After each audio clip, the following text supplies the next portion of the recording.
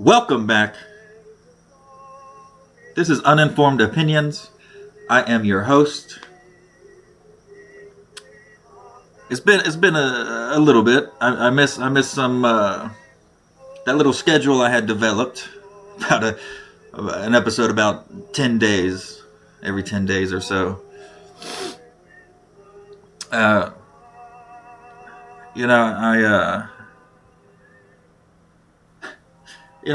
Life is a game of a balancing act of self-disclosure, right? But I think it's important to be open and a little honest and upfront, right?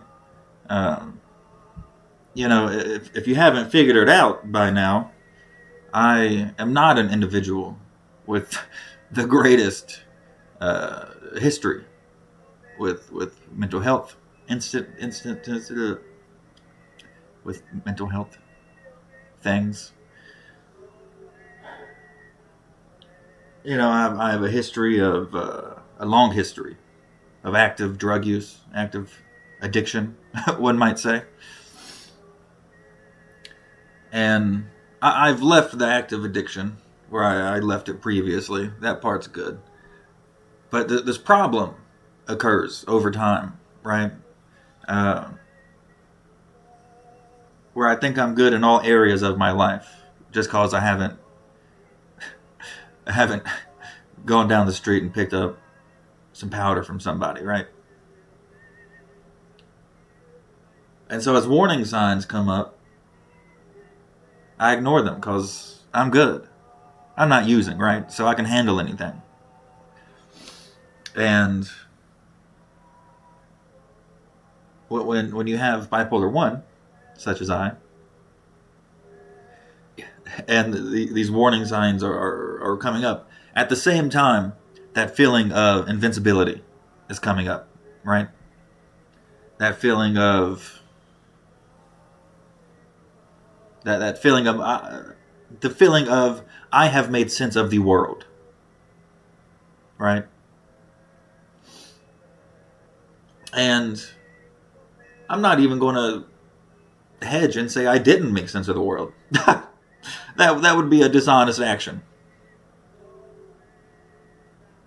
But in making sense of something, it can drive an individual crazy, right?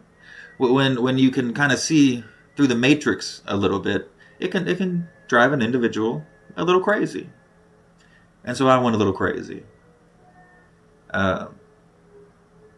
I went on, I guess it was about a weekend's worth of a Twitter tirade. Not a tirade. I was writing. I was, and this is a part of the craziness, I was writing free verse poetry on Twitter. At the same time, posturing and making declarations such as, I am God, I am Elohim, specifically, I am the devil, right? I am the Messiah, right? And, I'm aware that I am posturing, that this is a bit almost, right? The outside world, specifically my family, a little less aware. Naturally. And when you have a history such as mine, people don't care to listen when you tell them, "Oh, I'm doing a bit." They think you're lying, I guess. Which, who can blame them? Not I.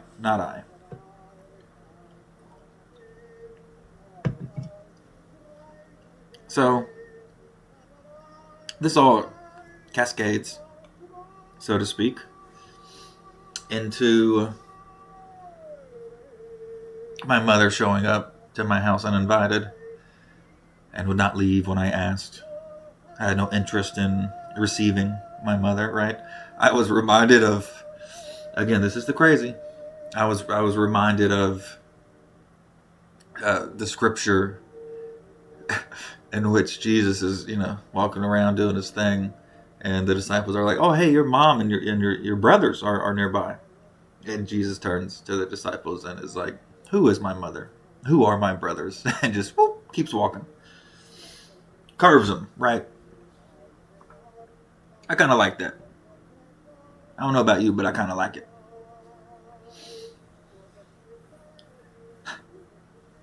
So,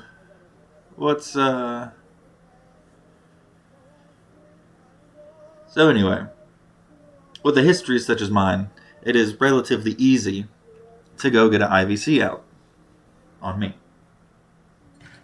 So that's what they did. Of course, no one tells you when they're going to go get an IVC out on you. They want that to be a surprise. For some reason. I don't know why they think that that's a good idea to surprise somebody with.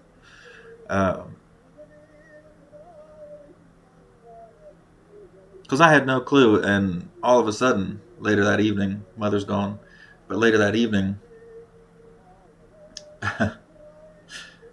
3 police bang on my door. And I'm in the mode of I don't give a fuck. You know?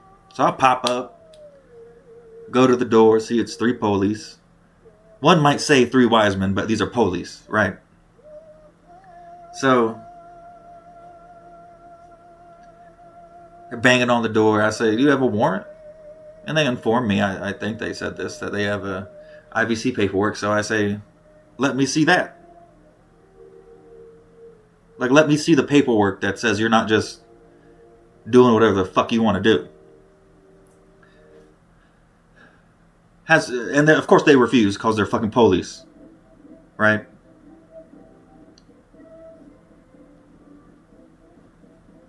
In the midst of this, they convince my fiance, who is, of course, upset by the situation themselves, and clearly does not have as much experience with the police as Grayson does, right? And they convince my fiance to walk around the house and to try to convince me to open the door through the door when they had just been standing beside me. Certain things don't make sense, folks. Certain things do not make sense. So, my wonderful, beautiful fiance walks around the house, leaves the door open, right?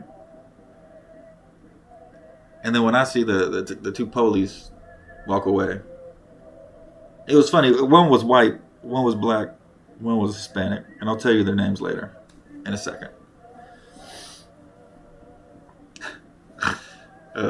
And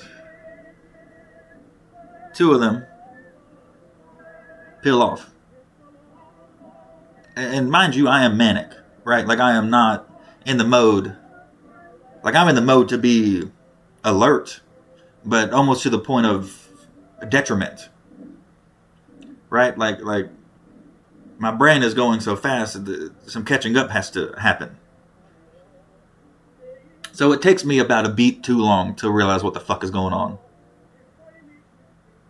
And as I step back away from the door to go to my side door to close it, I see the 2 officers in my house, guns drawn. At least the officer in front, gun drawn. And he sees me moving, doing shit. Because that's what a human does, right? Tells me to stop, blah, blah, blah. All the fun police thing. Put me in the handcuffs.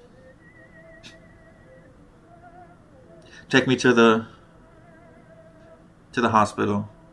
Leave me in handcuffs for so long. After I had already requested multiple times, hey, these are too tight. These are hurting me. We are at a hospital. Who do you think I am to you? You busted into my house. Who's the threat here? Right? Whose rights are being trampled on here, you fucking cocksuckers? Anyway, I didn't say that I wanted to. One of the officers was something Parker. I don't remember his first initial. Of course, in the moment, I got no badge numbers. I was not that collected. And the black officer was J. Cole. Now, this man did not look like J. Cole. I would try to pronounce his first name because I did ask, but you guys might think I was a racist after because I would trip over it.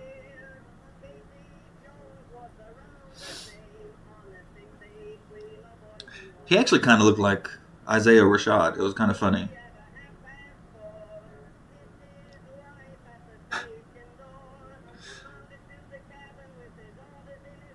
Eventually they take the handcuffs off. I mean, I still can. Up until, I guess, right, the past couple of days, I could still feel them. Or they had been. That mark on my body, right?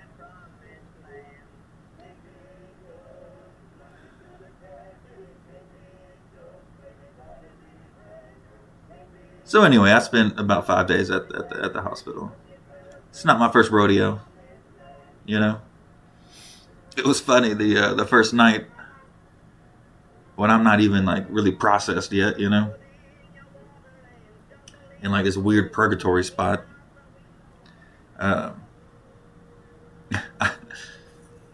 Fucking.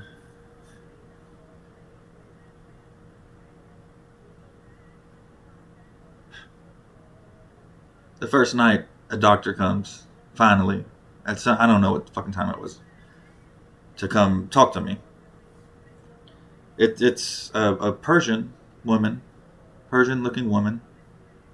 Middle Eastern, but specifically Persian-ish, right? Whose name is Dr. Irani. Very funny, very funny. And in the midst of our conversation, I stop her and I say, "Oh, I am God," right? And then she's like, "Oh, okay. What's your message? Like, what's your message to the?" Because I think I was talking about Twitter and shit. I don't know. I said, "Oh, my message is that I have no message. Message. That I am in fact not God. that is the message." I think I left her a little confused. It certainly didn't do me any favors in expediting my removal from the hospital.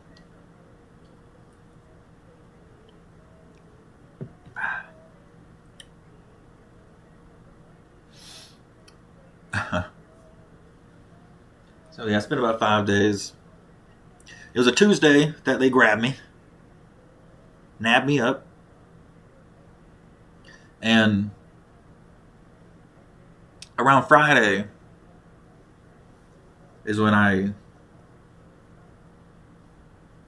got real pissed off. You know? The anger of the whole situation washed over me, right? I said, let me, I said, if I am an image of God, right? If I am an emanation of God, then surely God's wrath works through me, right? So let me make God's wrath known to the world, right? So I run my fucking mouth and run my mouth. Because I'm good at that. I mean, I'm good at other things too, but I had a lot of experience running my mouth, right? To the point that they just started feeding me Ativan. I mean, there was at least 2, maybe 3 rounds of Ativan that day.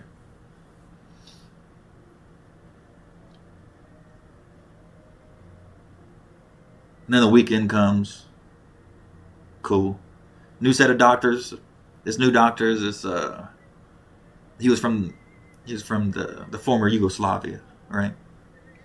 And I felt immediately, even though he had a little bit of an accent, that I could hear him and he could hear me a little better. And I had got God's wrath worked out of my system with some assistance with the Ativan. That part was nice. Kind of makes things hazy, but that part was nice. So, anyway, I'm fine. I leave Monday. Because again, I know what the fuck to say. Right? And I'm not opposed to some of these solutions. Right? I'm not opposed to all medicine. You know? I don't want to be dependent on anything. But there could be consequences to that, right? Especially in this period. 6 months, a year down the road, I can reevaluate, right? Identify the things that led up to the big thing. That takes some work and some time and some self-reflection, though, right?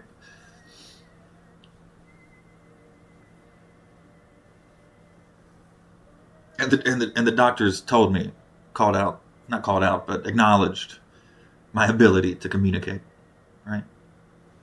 I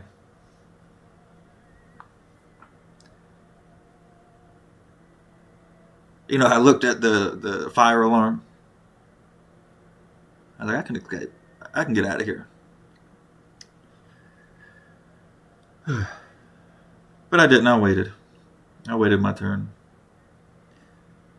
There was one gentleman in particular who I will not forget. I will not give you his real name, but his name was Jethro. A true child of God, if I've ever seen one. I mean, definitely fucking loony. But so am I, right? Very funny, that man.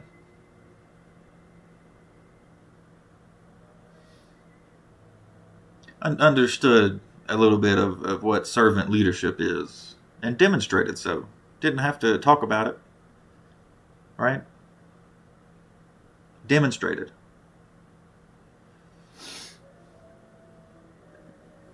I'm pretty sure at one point he was telling somebody I was Satan, but that's cool.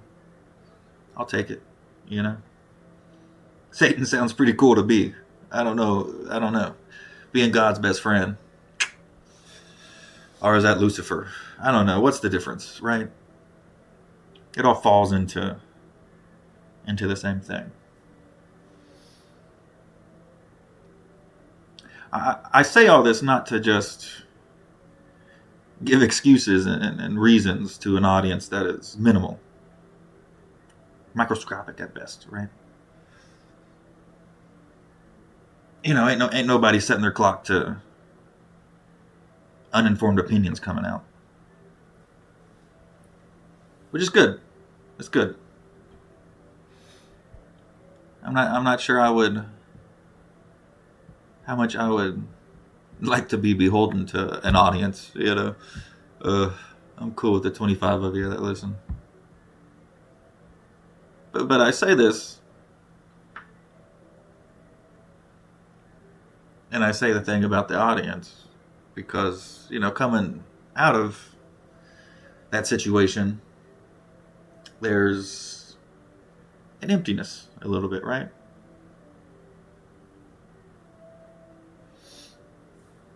And I wasn't sure if I was going to when or if I was going to record this episode. I wasn't sure if I was going to self-disclose, right? Recently, as in the past few days, I was scrolling through YouTube. Like I have been doing since I was, I don't know, a fucking child.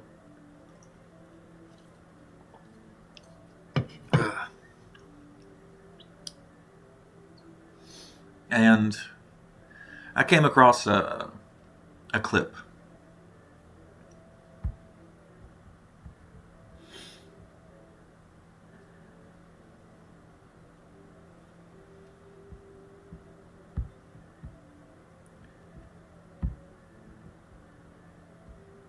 I am pulling it up. Let's see how it sounds. I don't believe in God. Am I going to hell or heaven as it relates to the scriptures? Well, I don't think if you're living your life rejecting God, God is not going to... Am I going to hell or heaven as it relates to the scriptures? Well, I don't think if you're living your life rejecting God, God is not going to force you into his presence. So I'm not going to go into heaven. I'm not going to go to heaven then. No. Where am I going to go? Well, you would go to hell. So if I don't believe in the Bible, Jesus and God, then I'm going to go to hell. Yes, insofar as if heaven is a place for those who have submitted their lives to Jesus, who are living the identity of what they're created to be, and said, your will be done, God. Yeah. Hell is a place where God says, you rejected me, your will be done. I'm going to give you what you want. In that, I'm going to remove my grace and mercy from you, and you are going to experience truly what you desire in being separated from me and my goodness and my grace. And what is that place like according to the scripture? Give me a depiction in my mind of what hell might be like for me. I don't believe in God. Am I good? So that was Wes Huff, and excuse me, I'm not built for radio. I gotta have things in my mouth. That was Wes Huff, and the CEO guy. I don't know anything about that guy. I know he has weird people on his fucking podcast. Who's Wes Huff? Let's talk about that.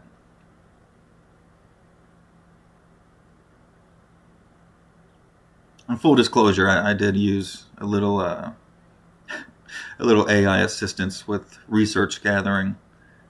So if things are off, please excuse me. So who is Wes Huff? He is a PhD candidate at the Wycliffe College in Toronto, I guess.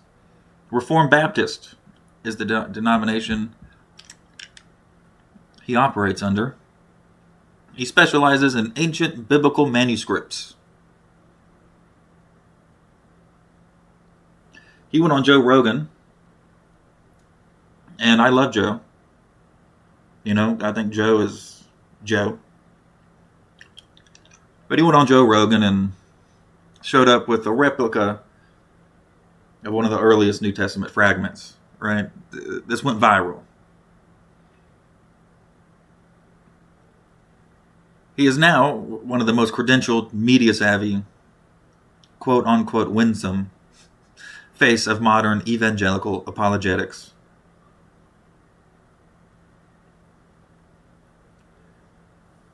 You know, Wes Huff is not my granddaddy, right? Who was a fire and brimstone preacher, right? He's not that. I don't know if he has it in him, to be honest. He positions himself as the reasonable man, right? He's not coming in here and into these interviews as a skeptic like Ehrman might. He's not coming into these interviews from what one would accuse of almost a leftist positioning, like Richard Rohr might. He's somewhere in the middle, you know. He's reasonable. He's one of the moderates that we talk about. Those centrists that so many people seem to clamor for.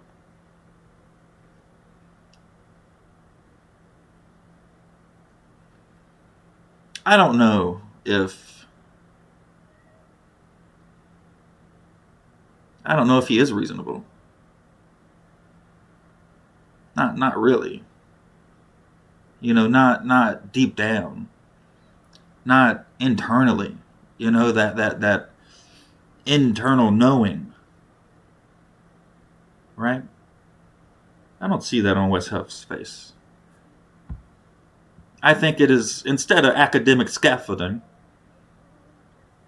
built to make his project look like rigorous inquiry, to make it look like something other than the classic apologetics, perhaps, right? The CEO guy, Bartlett, he says, "Am I going to hell?"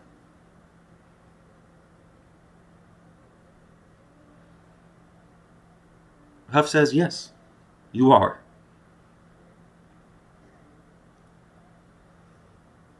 I can't do here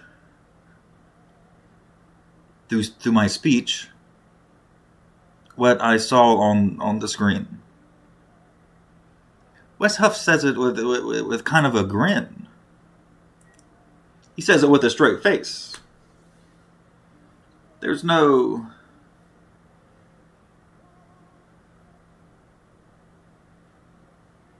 He says it with a grin. He says, yes, you will go to eternal damnation. You will go to a place that God, who in every other teaching in the New Testament is meant to be everlasting grace and mercy personified, right? That is what the body of Christ is meant to be. At least that's my understanding. I could be wrong.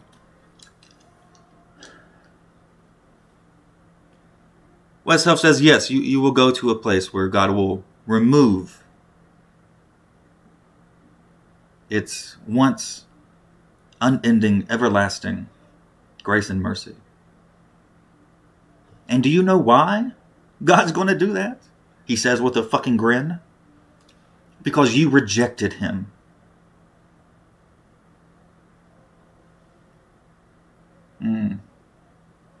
Because you rejected him. Has Wes Huff read the Gospels? I mean, truly, has he read the Gospels? Tell me, where is St. Peter? Or should I say Simon?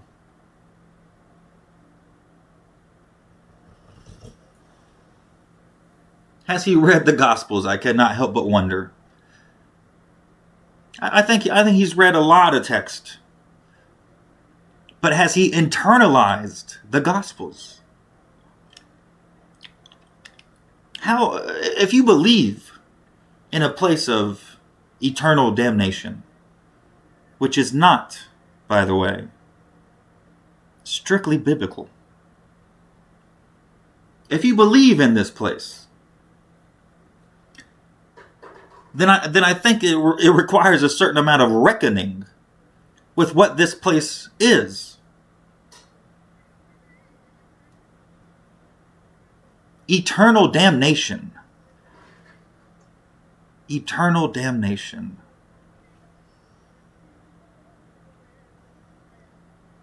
How do you... I don't... Yeah. More confounding is the Christian response. The celebration. They say this is discipleship. They say this is bold witness. This is courage.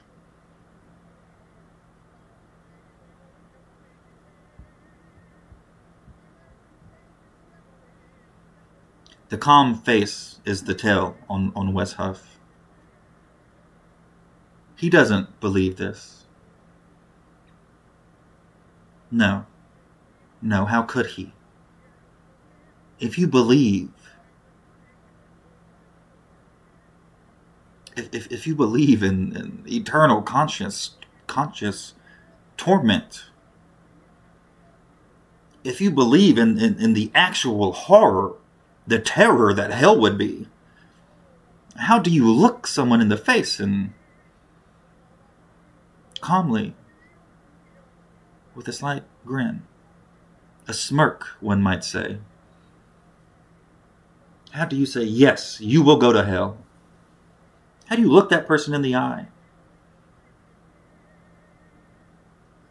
I couldn't. Thankfully, I think hell doesn't exist. That's another conversation. how would it not create some sense of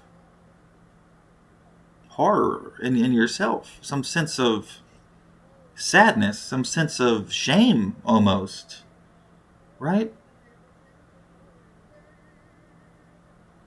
I would be frightened if I believed in what they say hell is. And an individual who is not my enemy, who is not in opposition to me, who has not, as far as I am aware, done anything terribly wrong besides host weirdos on his podcast, I would look away if I could manage the words. And maybe I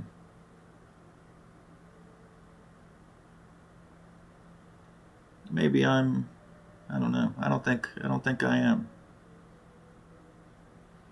I don't think if we fully conceptualize what hell would be, I don't think we could smile and then in the same instant say, yeah, you're going to hell.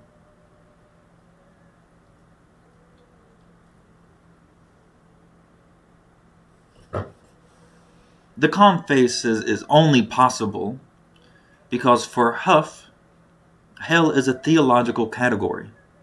It is not an actual horror. The certainty is the evidence against the claim. Someone who had truly reckoned with what they were saying could not say it that way.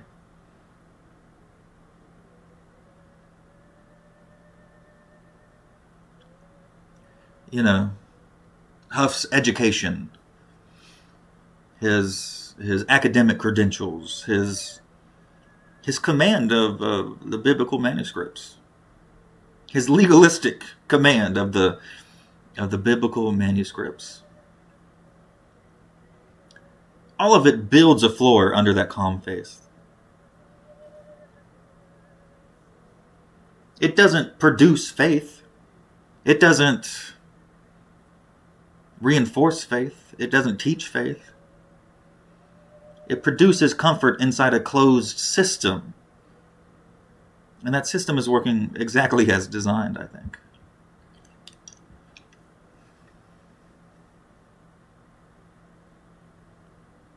What do the texts actually say? Right? I can speak in platitudes about the Beatitudes, but let's talk about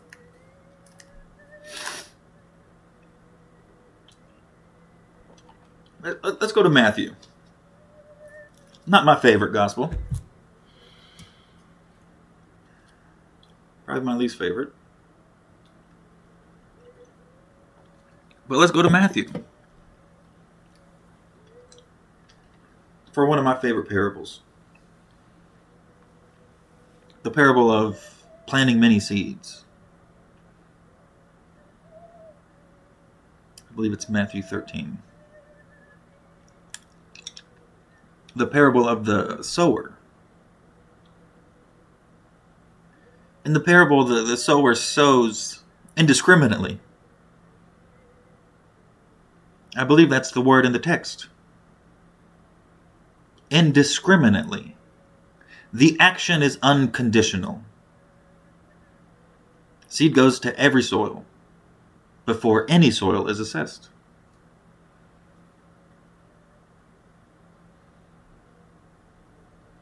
The traditional reading, the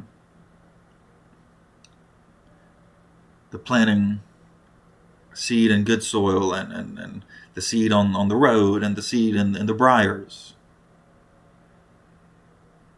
The traditional reading makes this about the hearer's response. It makes it about the thing that grows.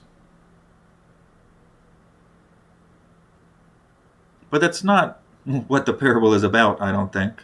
The sowing precedes everything.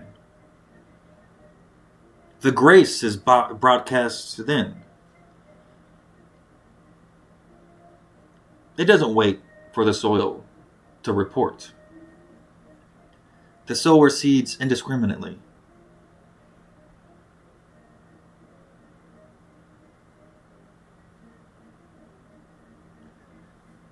Also in Matthew, there's the story of the sheep and the goats. Lord, when did we see you hungry? The righteous didn't know. No one's keeping a scorecard, right? The criterion of judgment, Jesus' own words, not Paul, not a church council, not the Reformed Baptist, which is a funny set of words, is not the sinner's prayer. It is not the criterion of judgment. It is not praying for forgiveness. It is feeding the hungry. It is visiting the prisoner. It is welcoming the stranger, the alien.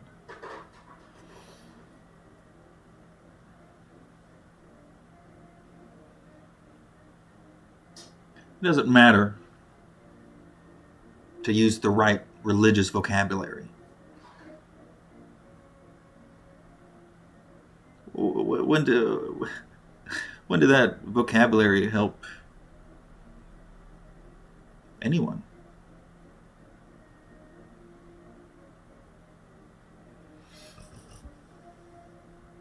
Vocabulary is nice. Vocabulary doesn't save. Let's go to Luke. Maybe my favorite gospel. On the cross, to the people doing the killing,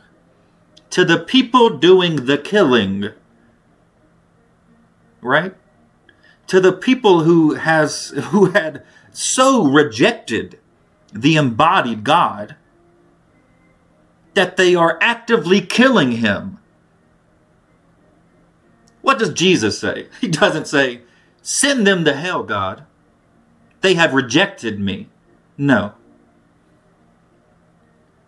Father, forgive them, for they know not what they do. This forgiveness wasn't asked for. This forgiveness wasn't preceded by confession.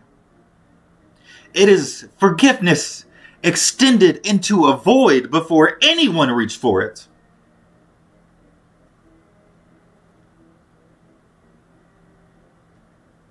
Let's go to John.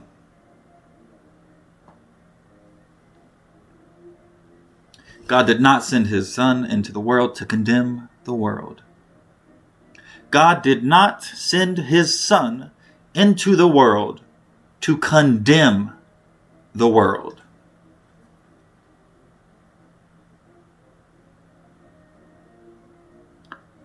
A God who requires blood before extending mercy is not omnipotent. It is transactional.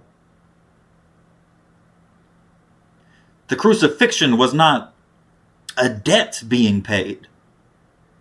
That is transactional.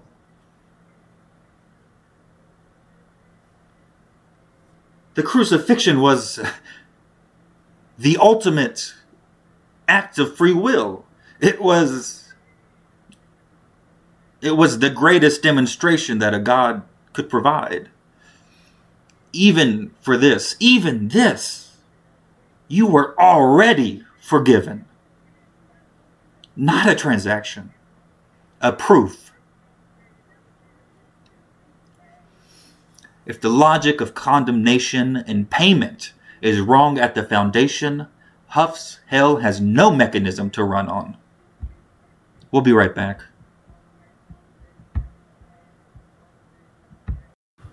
And we are back. This is Uninformed Opinions, episode 4. It is May 12th, 2026, at about 2:30 in the afternoon.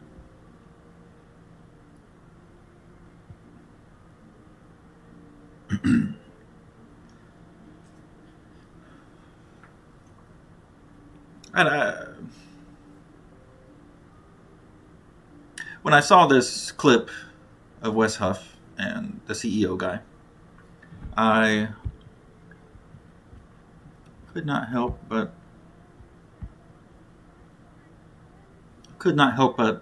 disrupt my algorithm, which then fed me more things. And a while back, Adam Friedland had Michael Knowles on his show. So I guess some fucking algorithmic bullshit merging happened, and a video popped up from, I believe, about a year ago, in which Wes Huff goes on the Michael Knowles show. Wes Huff, who's supposed to be a Christian, like a good Christian, like so good he's like those old disciples back in the day, you know?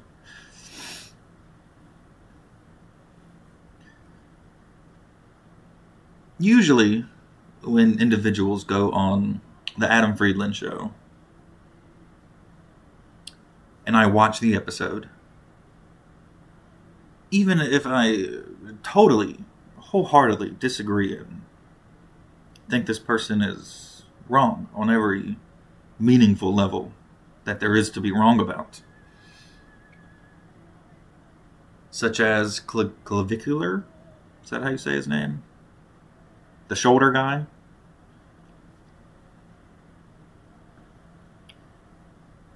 You know, I can't relate to anything with that young man, right? But when he went on the show, I walked away from it having a lot of empathy for Clav. We'll call him Clav. And he, especially not too long after that, is when he overdosed. It was very, as someone who is in recovery, like, I feel something for Clav, right? Despite what all the politics might say, despite all that shit, right? I walked away from that episode feeling a connection to Clav, and in a huge instrumental, structural way. That is the work of Adam Friedland, right? I wrote on Twitter that the Adam Friedland show is an empathy machine. There is an exception to this, and his name is Michael Knowles. He went on the show and just seemed like a smug asshole. Just seemed like a dick. Right?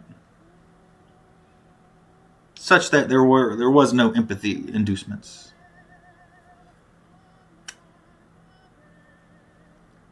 If you don't know who Michael Knowles is, I have a clip that might be helpful context.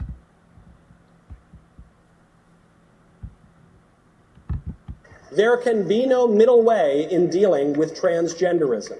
It is all or nothing. If transgenderism is true, if men really can become women, then it's true for everybody of all ages. If transgenderism is false, as it is, if men really can't become women, as they cannot, then it's false for everybody too. And if it's false, then we should not indulge it, especially since that indulgence requires taking away the rights and customs of so many people. If it is false, then for the good of society, and especially for the good of the poor people who have fallen prey to this confusion, transgenderism must be eradicated from public life entirely. The whole preposterous ideology at every level.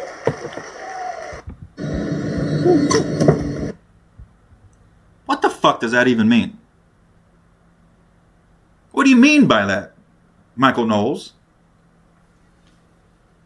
How does one eradicate transgenderism What does that look like in your head, Michael Knowles? What does it look like? I can take some educated guesses, right?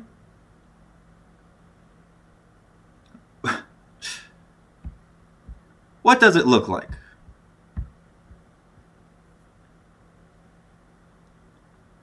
You know, Wes Huff isn't guilty by association by going on the Michael Knowles show. This is consequence by design. This theology of contingent grace, which requires a correct response before grace is extended, has its natural political output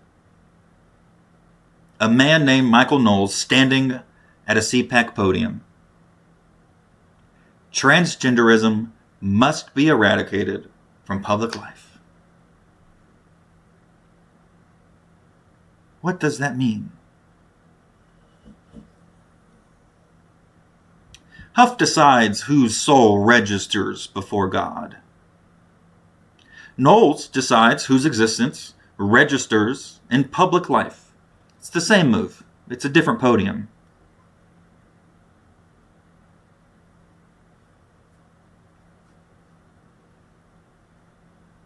I would say I am a student of Richard Rohr, at least in the sense of reading his writings and listening to his sermons every now and again.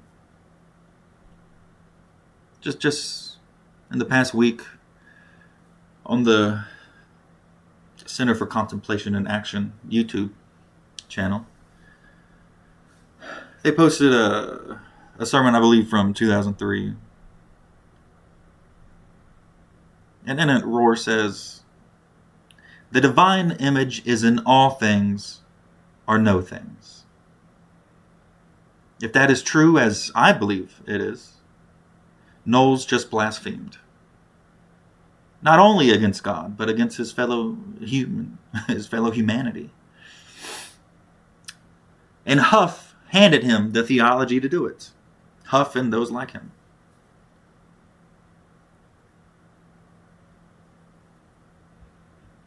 Let's go back to Matthew 25. Huff and Knowles stand on the left side of the throne saying, "Lord, when did we see you?" And the answer every time,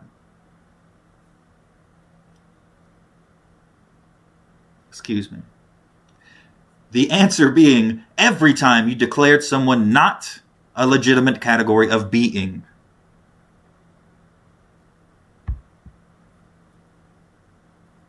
In 1845, the Southern Baptist Convention was founded to defend slaveholders' rights to serve as missionaries. The political embedding of this theology is not new. It goes to the founding. Huff is standing in a very long tradition of using the sorting function of hell to organize who matters and who doesn't.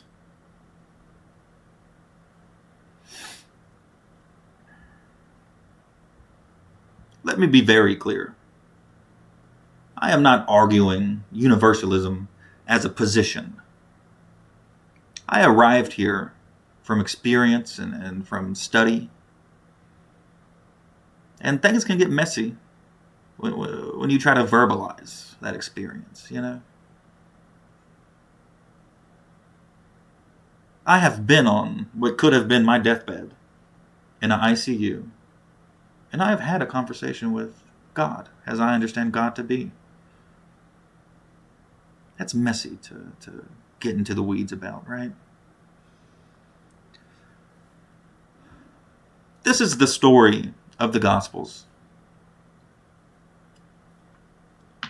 We ask for forgiveness not to be forgiven, because we already have been, but to become the version of ourselves that doesn't need to ask. That pursuit is lifelong and never finished. You know, the worthiness never resolves. But the grace always preceded it. This is perhaps harder than Huff's framework, right? He offers some sense of security. Say the right words and you're in. I am offering no such thing here. I am telling you the pursuit is never complete. But the text describes this. The sowing is indiscriminate. The forgiveness was extended on the cross before anyone asked. The criterion in Matthew 25 does not require conscious acceptance. It requires showing up for the least of these. The divine image is in all things or no things. This is not a doctrine. This is an understanding.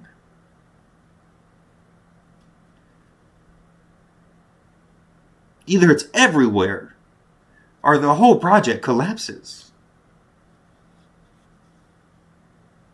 In Rohr's book, there's a story of a woman seeing the face of Christ upon every person that was in the tube with her. This was in Britain, in London, or wherever. I don't fucking know. Can you imagine? Can you imagine? Michael Knowles, can you imagine the face of Christ upon the transgender man or woman or whomever that you have said we must eradicate?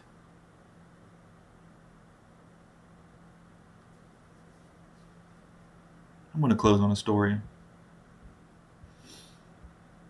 You know, I grew up in a Southern Baptist church, actually.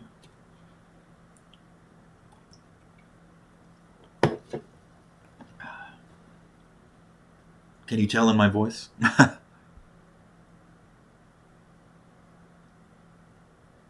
Maybe it is a cosmic joke to position the old Southern Baptist against the Reformed Baptist.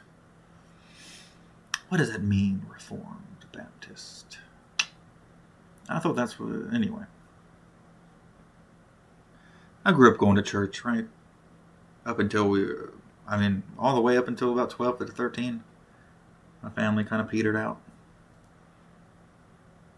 It's a lot of Sundays.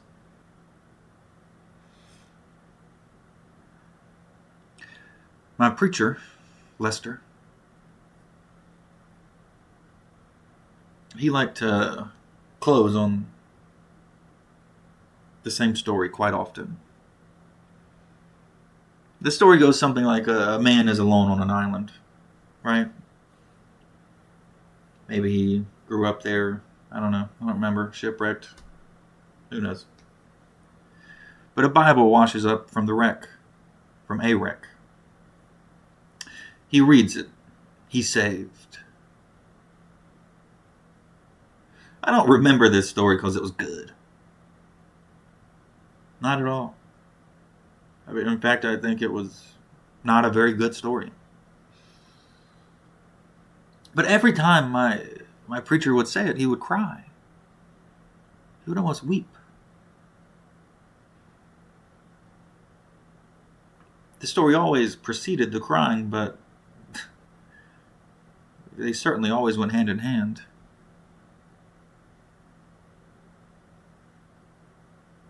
What he was feeling, the thing that was coming out of him, was not the mechanics of salvation.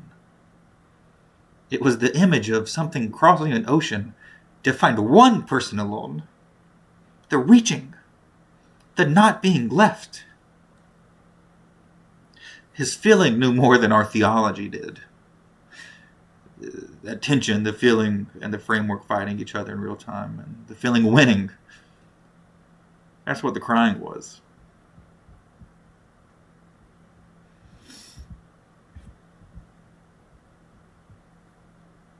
He wept because something in him knew. The feeling and the framework were fighting, and the feeling won. What he was touching wasn't the mechanics of the island man's salvation. It was the reaching, the not being left alone. That is closer to the gospel than anything in Huff's apologetics apparatus. Closer than the fragment, way closer than the CPAC podium.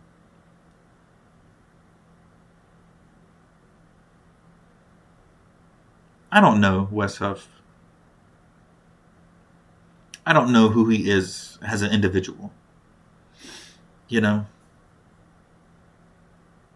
I know next to nothing about him besides the one instance, the one smirk as he tells someone who should be a friend that yes, you are going to hell. That's all I know of Wes Huff. But that alone was enough for me to have a verdict on his project. They can have the institution. They can have the apologetics apparatus. What they don't get to have as their own is the gospel.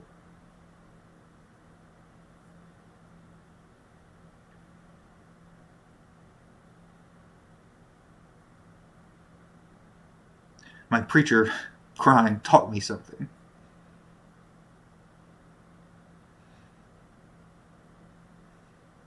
He knew he was going to cry. And he still told the story.